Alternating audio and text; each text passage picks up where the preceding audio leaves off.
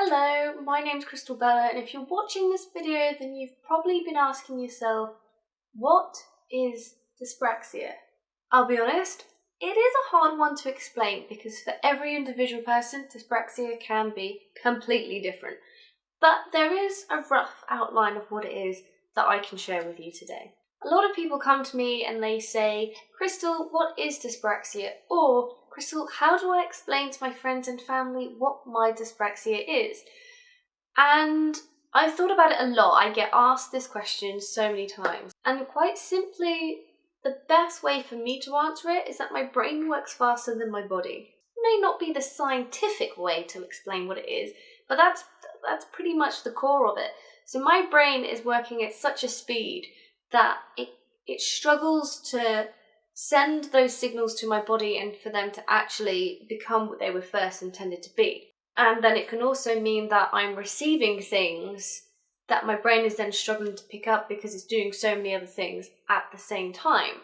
So the most popular thing that most people know about dyspraxia is that we are clumsy people.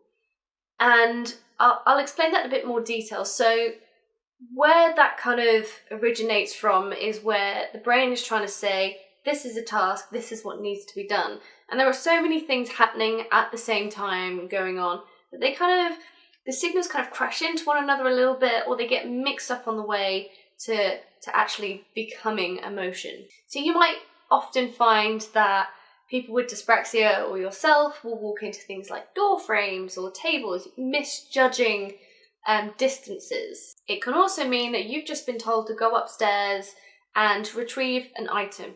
So this is short-term memory. This is something that's just happened. So you've been given that task, your brain's doing so many things, you get up there and then suddenly it's forgotten. This is something everyone does, so don't automatically think, oh, I must be dyspraxic. Imagine how often that happens, maybe once or twice a week, maybe even once a day. Imagine that all the time. All the time. Can sometimes be a little bit of a giggle, but can sometimes be frustrating, which is another thing I want to encounter on.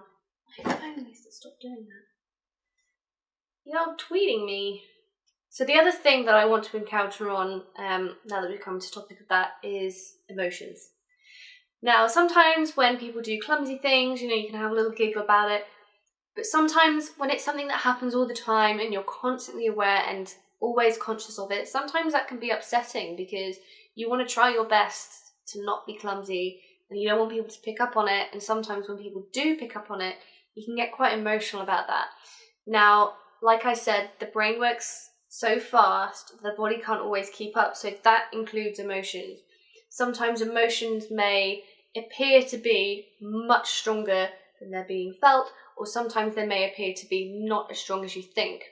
But it could also mean that someone may then start to feel a certain emotion, but then the mind will then enhance that more than it was originally intended. So you may find that people get a lot more emotional about certain things than you would normally expect them to, or it could even be the other way around. Something tragic could happen and they may not be able to process that emotion.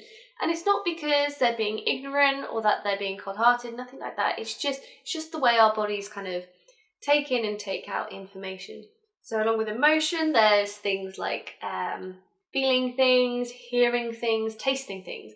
So again, the mind's working at such a speed and things are kind of crossing over, and there can be imbalances on certain areas. So, for example, I've mentioned this in one of my videos, food textures can be a big thing. And this kind of crosses over a little bit with autism as well sometimes, which is another thing to mention. There are a lot of crossovers. You can be dyspraxic and autistic, you can be autistic and dyspraxic, or you can be one but not the other. So they are two separate, but they are very similar. So some people may not want certain foods to be touching, and they could obsess over that, and that's very similar to autistic people. They don't want certain foods to touch. Some people are better off with those food trays you get as a kid where bits are separated. I recommend those if that's a big issue. Or it could just be the texture of some foods. So I know, for example, that I love the taste of cherries. Love the taste of cherries. But the texture of the cherries just the feeling in my mouth, it just kind of squidges between my teeth, and I really hate it. I know some people love the taste of banana, but hate the texture of it. And that's very, very common with people with dyspraxia, and again, similar to those with autism. They kind of cross over a little bit there. So that's with food, but with touch as well. I have a blanket, I have my own little blankie that I take to bed with me some nights if I'm struggling to sleep, and it's really, really soft, and that just, it just really helps me relax. And there are some materials, I can't think of it, it's kind of like brushes smoothly nice one way and rough the other. Can't think of it, but I hate that. Certain feel of some things, like chalkboards, which a lot of people will hate, I'm sure. So, like said, we have issues with food, touching things, emotions, walking around. Sleep can be a really big thing for me, but honestly, I think for me personally, that crosses over with other health issues that I have. I have an overactive thyroid, so my body temperature doesn't come down low enough to sleep properly, but it is common for people with dyspraxia to have issues with their sleep, where the body is struggling to relax itself, it constantly wants to move or doesn't want to move enough. Textures, the temperature, too hot, too cold, a noise in the other room because your hearing as well can sometimes be really sensitive, sometimes undersensitive, and always super sensitive when you want to go to bed, because that's the perfect time for that to happen.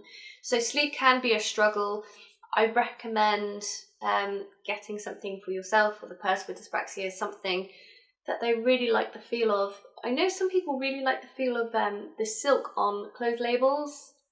My brother used to like that. He's not dyspraxic though, that's just something he liked, but that's a thing that people like. Things like weighted blankets.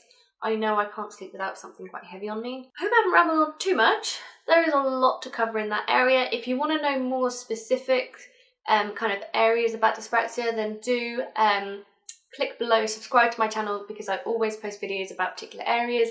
You can look in my uploads to see what other stuff we have there. Follow me on Twitter for updates, and there's a Facebook page down below. Have a good one. Bye bye, bye bye, bye.